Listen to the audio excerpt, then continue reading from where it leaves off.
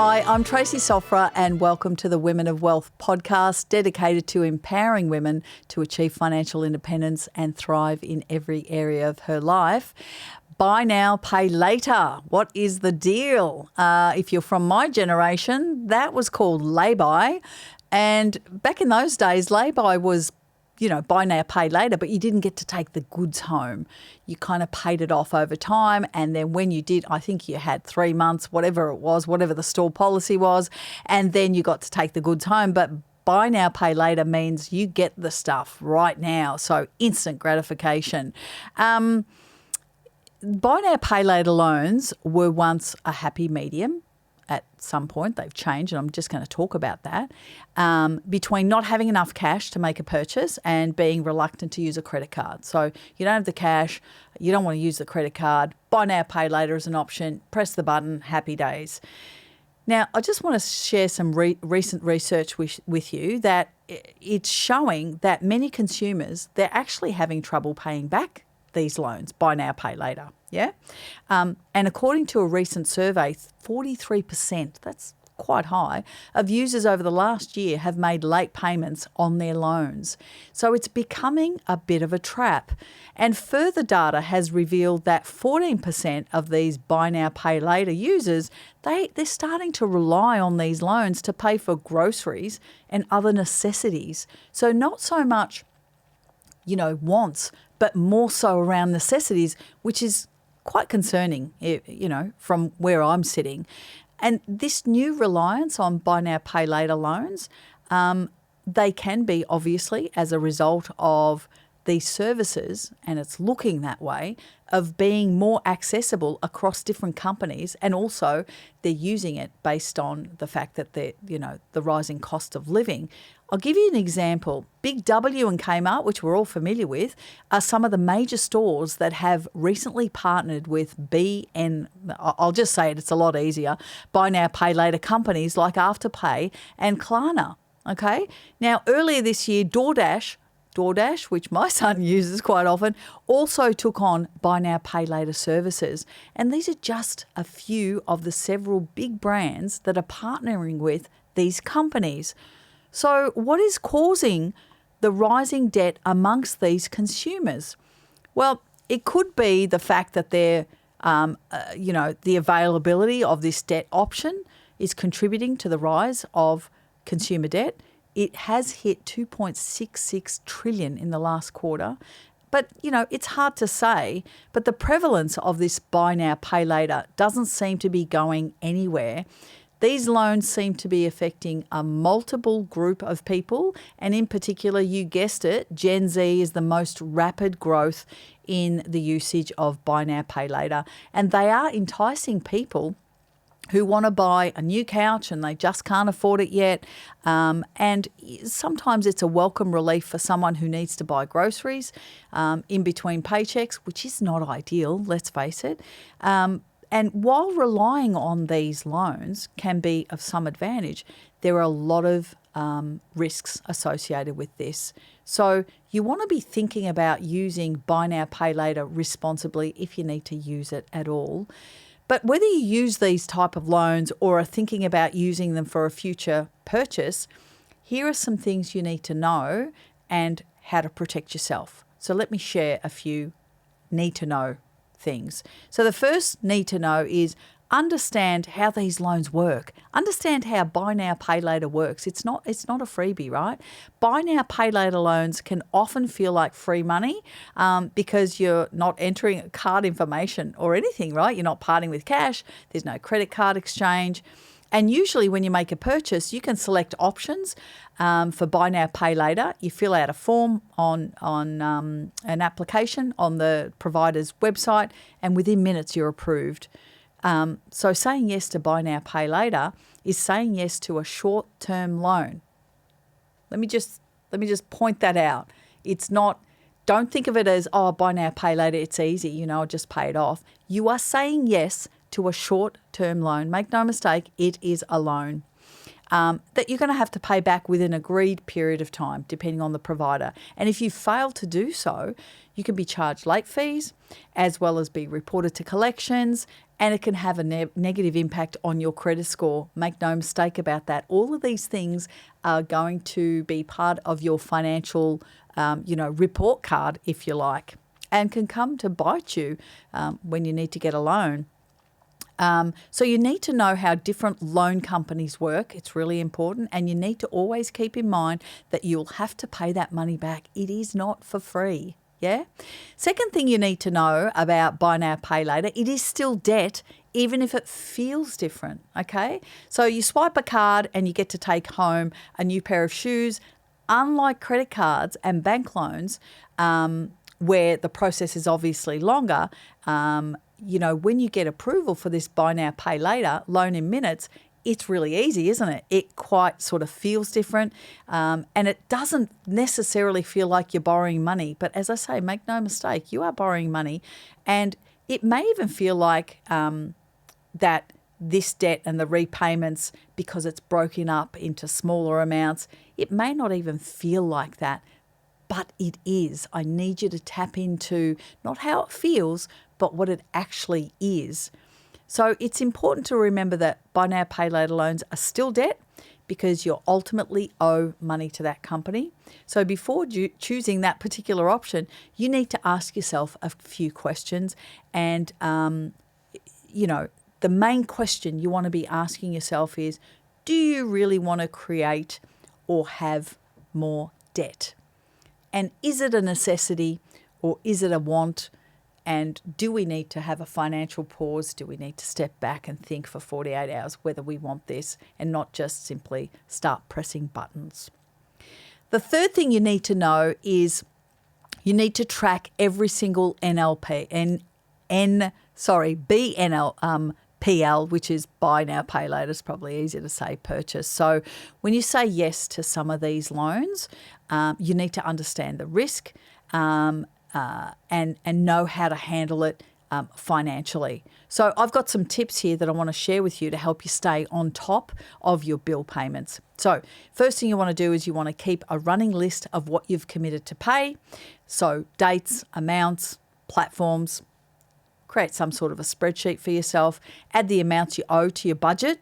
That's really important. Make sure you incorporate that into your budget so you can make sure that you're allocating the right amount of money.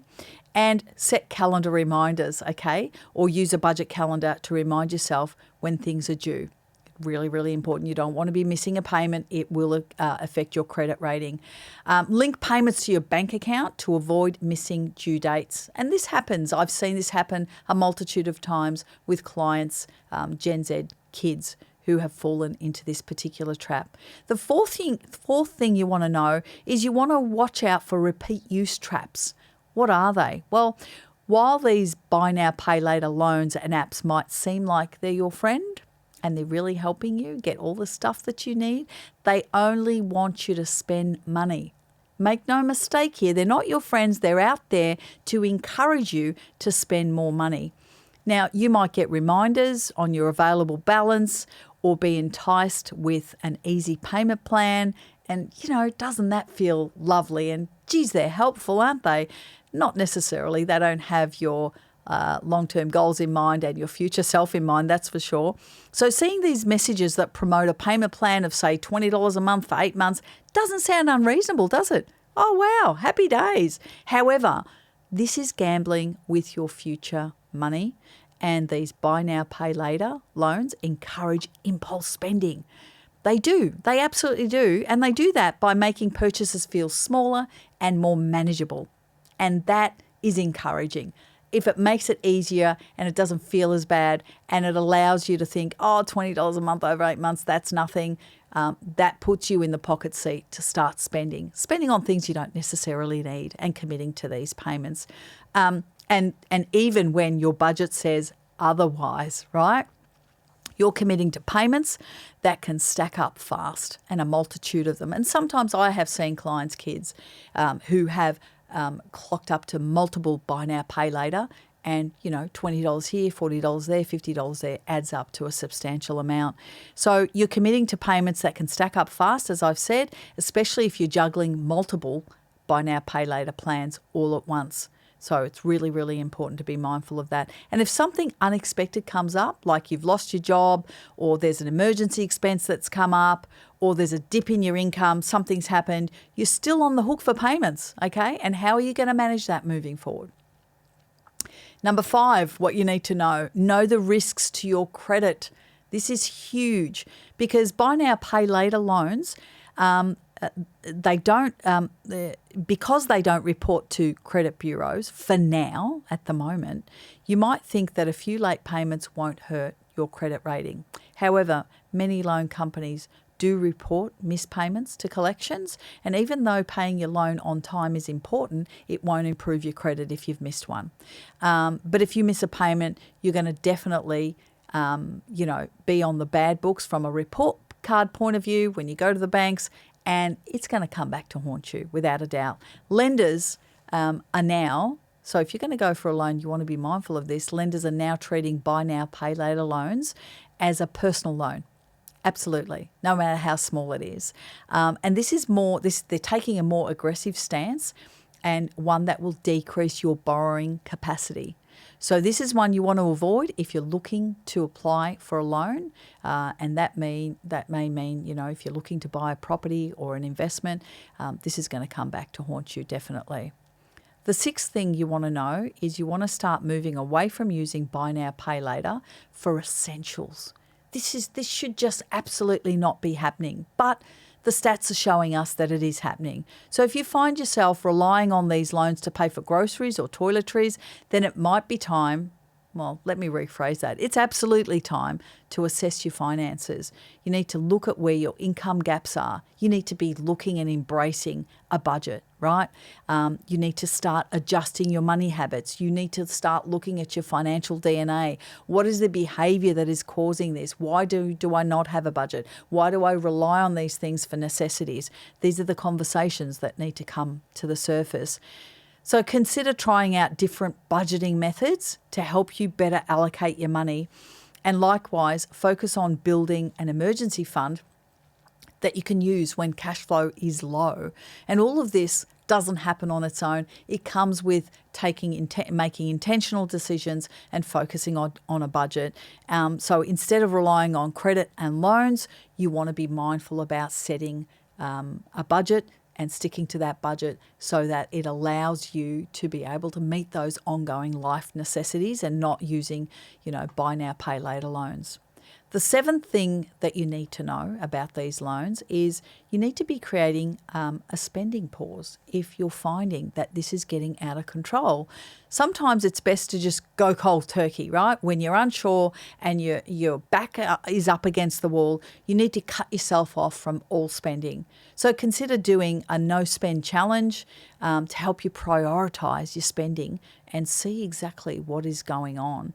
You can also try a savings challenge and put your energy into saving rather than spending. Every time you think of spending, I think I've spoken about this on previous podcasts, but what I have found over the years that with that impulse buying that comes up, if you're using these buy now, pay later loans as a crutch for impulse buying, every single time you think of buying something, tuck that away, pop that aside if you can, if you had the money to do that. If you didn't, write it down in a journal somewhere and see what it tallies up to in a month's time. You would be flabbergasted as to the money you would have spent had you have pressed that button and not had the courage to take this no spend challenge for a month, and see what it stacks up to over a month's time and see how powerful that is. Any money that would have been spent or money that you would have saved can go into savings or towards paying off debt. But track it and see what that looks like. And that may be, the sobering information that you need to actually bring things to light, because in isolation, none of them feel real. $20 here, $50 there, $30 there. But when you combine them and when you look at it over a month's time, what does it add up to? So how do you create the life you want without accumulating debt? Yeah, because buy now, pay later is a debt. It's considered a personal loan, and it definitely is debt. And we don't need to be clocking debt for, wants, and definitely don't want to be clocking up debt for necessities. Your budget should allow for all of that. A budget is always, always in order. So many people fall into this buy now, pay later trap because they like the freedom and the options that it gives them. Yeah. They want nice things, whether it's a new phone or stunning jewelry or whatever floats their boat. But I'm here to show you that you can have nice things without relying on debt, and how you can have them. So here's what you can do. Number one, you need to decide which experiences matter the most to you. Life is hard, right? So it's important to treat yourself. However, the key to treating yourself while also maintaining financial stability is to decide what's worth splurging on, okay? So spa visits, treats and toys for your dogs and, manicures and new shoes, whatever brings you the most joy is what you should budget for. Hence the word budget there. Instead of relying on credit to buy these things that you want, focus on budgeting for those items, okay? Tuck away a certain amount every single week or fortnight or month or whatever the pay period is, and set that aside, set that amount of money aside to splurge on the things that just, make life sweeter. In the Empower program, which is the financial confidence program in our Wow Women community, we have, everything starts and ends with the cash flow analysis. And, we talk about the 3 buckets in the cash flow analysis. The bills bucket, which encompasses every bit of life's necessities to live. We have the fun bucket where we're talking about splurging. And then we have the investment bucket that looks after your long-term, your financial future self. So it's all accounted for, and you can live and you can splurge guilt-free. So it's really important to be thinking of establishing a budget, which I call cash flow surplus. It's one of the same thing, to achieve those goals and to be able to experience life's sweet things without compromising your future self. The second thing is put yourself on a budget. Yes, the B word, as I mentioned, and a budget is the best tool that you can use to avoid any kind of credit card or buy now, pay later loans. And it's simple, and it's a plan for your money, and it's a way to hold yourself accountable and a way to start affording the lifestyle you want to lead. And a simple way to get started is to use a list of mandatory expenses. But again, you can Google budgets anywhere. The most important thing, and we've got some feedback from our existing WOW members, it's really important to see a budget, not necessarily on an app, but, we do it on an Excel spreadsheet. It's in your face. It's categorized in separate categories. You can itemize it and really scrutinize every single item. You got to make sure that the budget's actually working for you. And you need, and what's the purpose of doing this? You need to know what's left over, and then you need to decide how that's going to be spent. And if you don't have enough left over for what you want, consider reducing any one of the expenses or increasing your income. But that comes down to scrutinizing each and every single item on that budget. But a budget can be as simple or as complex as you need it. I always like simplicity over complexity. It allows you to make decisions. It makes things easy. It stops you from procrastinating, and it allows you to progress forward. One of the other things you can do is start looking for discounts. The rush of adrenaline you get when you make a purchase that you're really, really excited about? Imagine how that feels when you actually got it on sale and you got the thing you wanted that was cheaper, right? It doubles that adrenaline. To do that, start thinking about discounts, start thinking about buying things when the sale's on, different stores have different sales and different discounts.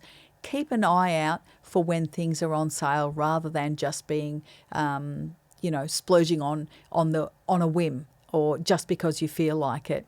The other thing that I will make mention is Pre-owned, secondhand, op shopping in Australia, as we call it. Hey, it's a huge area now. And, with everyone wanting to be more sustainable, the trend for pre-owned clothing is strong and it's growing, let me tell you, driven by these sustainability concerns, cost savings and the appeal of unique finds. When you go op shopping, you often find unique items that are better suited to your lifestyle. So, of course, you can find cute items and, brand names are also there without a doubt for a fraction of the cost of the department store prices. So remember, you can shop secondhand both online and in person, and it may be something that can help you with your splurges. Number 5, focus on quality over quantity. You don't want to buy a bunch of stuff. You want to buy one good item, right? So it's probably something you've heard, but you haven't embraced fully. I always say less is more. And as you get older, you will realise that you want less and not more. So instead of splurging on quantity, you want to be investing in quality. High quality items offer greater enjoyment and longevity, and eliminating that, need for frequently buying stuff continuously. You do deserve to live a life of financial stability, and you can certainly do that when you refocus yourself and buy, quality over quantity, and constantly, feeling the need that you need to spend money, and the financial stability of knowing all your bills are paid and you have no stress about spending whatever it costs to have a latte these days. Remember, sticking to your financial principles, such as budgeting, not relying on debt, and spending less than you make, they're financial principles. Budgeting is the key to knowing what's happening with your money. Not relying on debt for purchases. Debt should always be backed by a growth asset. What's a growth asset? Property, shares, investments. And spending less than you make. Don't spend more than you're making, yeah? That is ultimately debt. That's going to help you experience more peace around your money and give you a lot more calm and security overall. So if you feel that you need help improving your financial position and having a better financial foundation, then book a call with one of our strategists. They're here to help you with budgeting, financing, investing and more, and helping you create a secure income in retirement. Simply go to our website at wowwomen.com.au and click on the link to our programs. Best of all, the call is free. And if you found today's episode particularly helpful, make sure you share it with a friend, leave a review, and don't forget to subscribe so you never miss an episode. And until next time, take control of your finances and your future.